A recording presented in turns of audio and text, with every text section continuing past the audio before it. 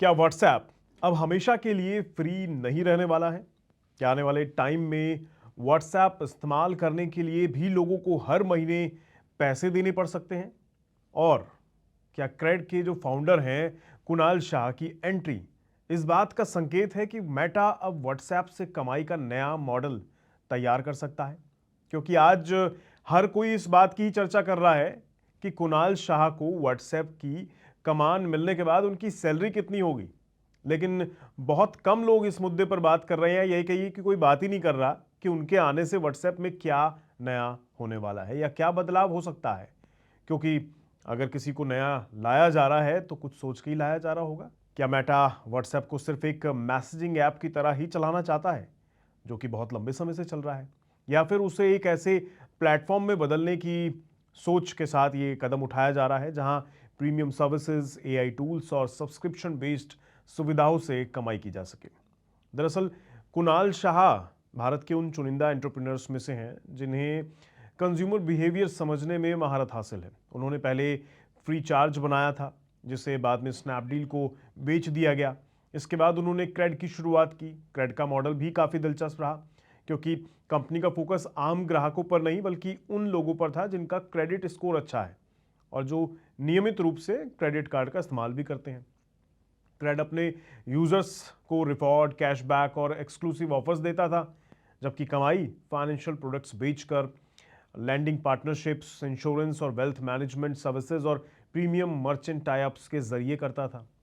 तो आसान शब्दों में कहें तो क्रेड ने लोगों को पहले फ्री वैल्यू दी और फिर उन्हीं यूजर्स के ऊपर कई प्रीमियम फाइनेंशियल सर्विसेज बेचकर एक बड़ा बिजनेस मॉडल खड़ा कर दिया।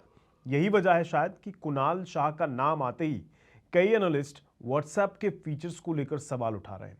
उसके फ्यूचर को लेकर संभावनाएं जताई जा रही हैं कि कुछ नया, कुछ बड़ा बदलाव होने वाला है।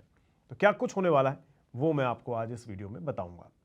देखिए, व्हाट्सएप के सामने सबसे बड़ी चुनौती क्या है?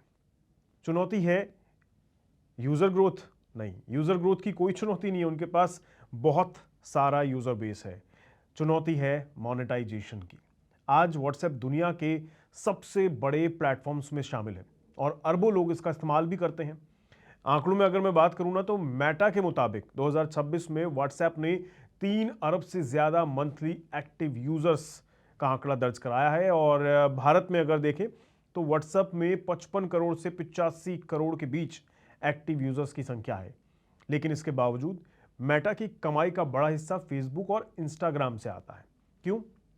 क्योंकि फेसबुक और इंस्टाग्राम दोनों पर एड से कमाई होती है, लेकिन व्हाट्सएप अब तक काफी हद तक फ्री प्लेटफॉर्म बना हुआ है। ऐसे में मेटा के लिए यह स्वाभाविक है कि वो व्हाट्सएप से रेवेन्यू बढ़ाने के नए तरीके तलाशे। हालांकि इसका मतलब ये बिल्कुल भी नहीं है कि कल सुबह आप उठेंगे और उठते ही देखें कि भैया व्हाट्सएप इस्तेमाल करना है तो मंथली सब्सक्रिप्शन लेना पड़ेगा। तो ऐसा तो नहीं होने वाला। ऐसा करना इनफैक्ट मेटा के लिए भी बेहद जोखिम भरा हो सकता है, क्योंकि व्हाट्सएप की सबसे बड़ी ताकत उसका विशाल यूजर बेस ही है। अगर बेसिक चैटिंग को ही पेड बना दिया गया तो लोग टेलीग्राम, सिग्नल या दूसरे मैसेजिंग ऐप की तरफ भी ट्रांसफर हो सकते हैं। तब व्हाट्सएप क्या करेगा? इसलिए ज्यादा संभावना इस बात की है कि व्हाट्सएप पूरी तरह पेड ना होकर प्रीमियम मॉडल की तरफ बढ़ सकता है। यानी बेसिक चैटिंग फ्री रहेगी, लेकिन कुछ एडवांस सुविधाओं के लिए पैसे देने पड़ सकते हैं। उदाहरण के तौर पर मेटा एआई को तेजी से व्हाट्सएप में जोड़ा जा रहा है। आज एआई चैटबॉट मुफ्त में उपलब्ध है, लेकिन भविष्य में advance AI features, document analysis, smart assistance, business AI tools और प्रोडक्टिविटी फीचर्स को प्रीमियम सब्सक्रिप्शन के तहत रखा जा सकता है। जिस तरह लोग चैट जीपीटी प्लस के लिए पैसे देते हैं, ठीक उसी तरह व्हाट्सएप एआई प्लस जैसी कोई सर्विस भी सामने आ सकती है। इसके अलावा प्राइवेसी और सिक्योरिटी से जुड़ी एडवांस सुविधाओं को भी पेड बनाया जा सकता है। Extra security layer, enhanced spam protection, advance cloud backup या प्रीमियम प्राइवेसी कंट्रोल्स जैसे फीचर सब्सक्रिप्शन मॉडल का हिस्सा बन सकते हैं। लेकिन सबसे बड़ा मौका बिजनेस यूजर्स में छिपा हुआ है। क्यों? आज देखिए, लाखों कंपनियां व्हाट्सएप बिजनेसेस का इस्तेमाल करती हैं। आने वाले टाइम में AI customer support, automated sales agents, CRM integration, advance analytics, marketing automation और कस्टमर एंगेजमेंट टूल्स जैसी सुविधाओं के लिए कंपनियों से सब्सक्रिप्शन फीस ली जा सकती है। वास्तव में मेटा के लिए सबसे बड़ा रेवेन्यू अपॉर्चुनिटी यहीं पर मौजूद है, क्योंकि आम यूजर से पैसे लेने के बजाय बिजनेसेस से कमाई करना ज़्यादा आसान और सुरक्षित ऑप्शन माना जाता है। इसके अलावा मेटा वेरीफाइड जैसे मॉडल को भी व्हाट्सएप पर लाया जा सकता है।